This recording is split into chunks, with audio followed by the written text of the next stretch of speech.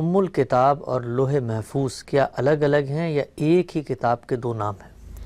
ام الکتاب کی تعبیر قرآن مجید نے اس مقصد سے اختیار کی ہے کہ اس کائنات میں اللہ تعالیٰ کے قوانین کار فرما ہے۔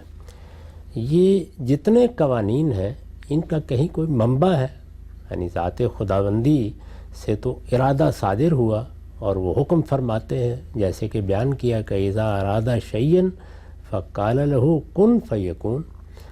وہ پروردگار جب کسی چیز کا ارادہ کرتا ہے تو کہتا ہے کہ ہو جا، اور پھر جو اس کو وہ اسکیم دیتا ہے اس کے مطابق وہ ہو جاتی ہے۔ لیکن جب وہ ہوتی ہے تو کسی قانون، کسی قاعدے کے تحت ہوتی ہے۔ قانون اور قاعدے کے تحت ہونے کو خود انہوں نے بھی بیان فرمایا ہے اپنی کتابوں میں، اور ہمارا عمومی مشاہدہ بھی یہ ہے۔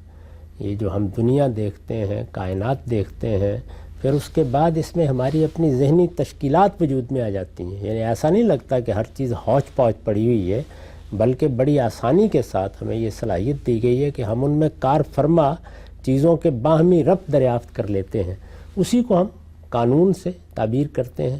تو یہ جتنی چیزیں ظاہر ہے اپنا کوئی منبع رکھتی ہیں، یہ کہیں سے نکل رہی ہیں، کہیں سے پھوٹ رہی ہیں، تو وہ جہاں سے نکل رہی ہیں، جہاں سے پھوٹ رہی ہیں، اس کا اظہار تو ہوگا۔